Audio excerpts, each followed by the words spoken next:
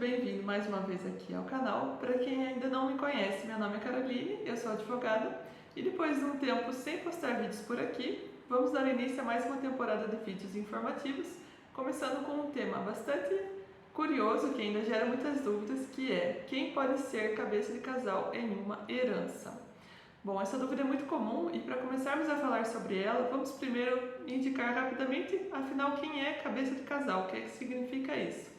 Bom, muito resumidamente, o cabeça de casal é aquela pessoa que, no momento que um ente querido, uma pessoa ali conhecida sua, falece, o cabeça de casal é a pessoa que vai assumir ali a função, a responsabilidade de administrar os bens deixados para aquela pessoa. Administrar os bens, cuidar da sua conservação, ele tem também essa responsabilidade, de zelar pela não deterioração dos bens da herança, prestar contas também e prestar contas dessa administração que ele faça da herança aos demais herdeiros.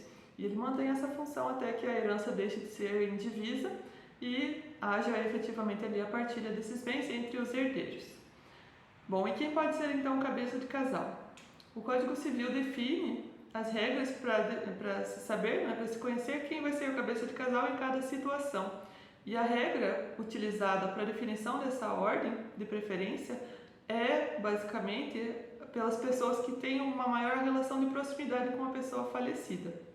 Ou seja, quando a pessoa que faleceu era casada, dependendo do regime de bens do casamento, se o cônjuge for meeiro ou herdeiro ali nos bens da herança, o cabeça de casal vai ser exatamente o cônjuge. Essa é a primeira pessoa ali no rol de pessoas que têm preferência para exercer essa função. Bom, não existindo o cônjuge ou esse não podendo exercer a função de cabeça de casal por alguma razão, o artigo 2080 do Código Civil continua elencando quais seriam então as pessoas que viriam em seguida ao cônjuge.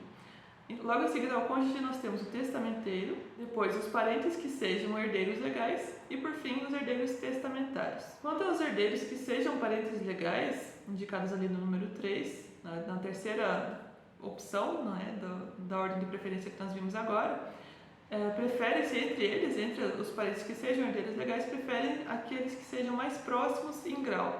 Ou seja, se a pessoa falecida não deixou o cônjuge, ou o cônjuge também já tinha falecido antes dessa pessoa, ou por alguma razão não possa exercer a função de cabeça de casal, passa-se a preferência, e também não existiu o testamenteiro, passa-se a preferência então para os parentes que sejam herdeiros legais, e os parentes, nesse caso, mais próximos em grau seriam os filhos da pessoa falecida.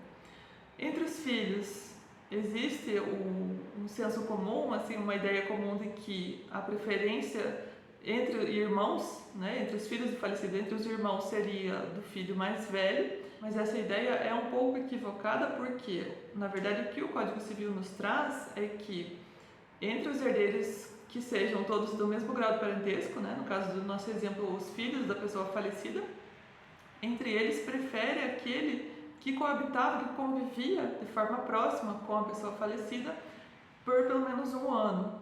E o critério da idade de ser o herdeiro mais velho ou não é um critério de desempate, digamos assim, no caso dos herdeiros que estão no mesmo grau de parentesco ali, no mesmo grau de proximidade com a pessoa falecida, estejam em igualdade de circunstâncias, ou seja, todos eles têm a mesma situação.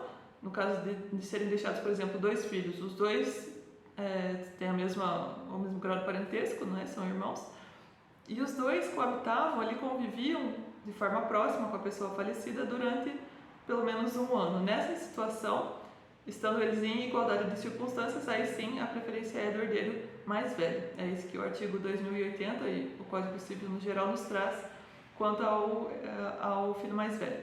E quem vai dizer então quem pode ser o cabeça de casal em cada situação? Em regra, essa nomeação, o fato de assumir esse encargo, assumir essa função do cabeça de casal, acontece automaticamente de acordo com essa regra que decorre da própria lei, conforme eu expliquei. Mas se houver discordância entre os herdeiros sobre quem deverá exercer essa função, por qualquer razão que seja, o tribunal pode decidir quem vai ser nomeado então cabeça de casal. No caso da decisão ser tomada pelo tribunal, os herdeiros podem inclusive alegar o que entenderem e apresentar provas dos motivos pelos quais acredita que um ou outro herdeiro deve ter essa preferência para exercício dessa função. Ainda sobre a escolha, nomeação no cabeça de casal, é importante indicar que essa nomeação não é definitiva, no sentido de que não é feita uma única nomeação e ela não possa ser alterada posteriormente. Ela pode.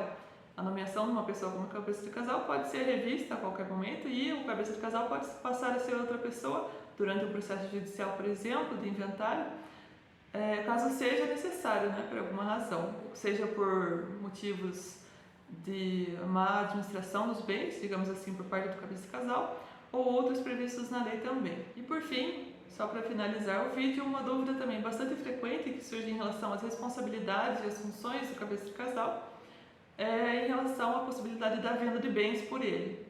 Em regra, a venda de bens da herança não pertence às funções do cabeça de casal e ele precisará da concordância de todos os herdeiros para realizar a venda desses bens, a não ser em situações excepcionais. Então a regra é que não, o cabeça de casal não pode fazer venda de bens da herança por conta própria, sem a concordância, sem a assinatura dos demais herdeiros. Bom, o vídeo de hoje era sobre isso, espero ter ajudado de alguma forma, para quem tinha alguma dúvida sobre quem deve ser o cabeça de casal ou sobre as funções que ele desempenha também. Se te ajudou de alguma forma esse vídeo, escreve aqui nos comentários que eu vou gostar de saber. Um beijo para você e até o próximo vídeo. Tchau!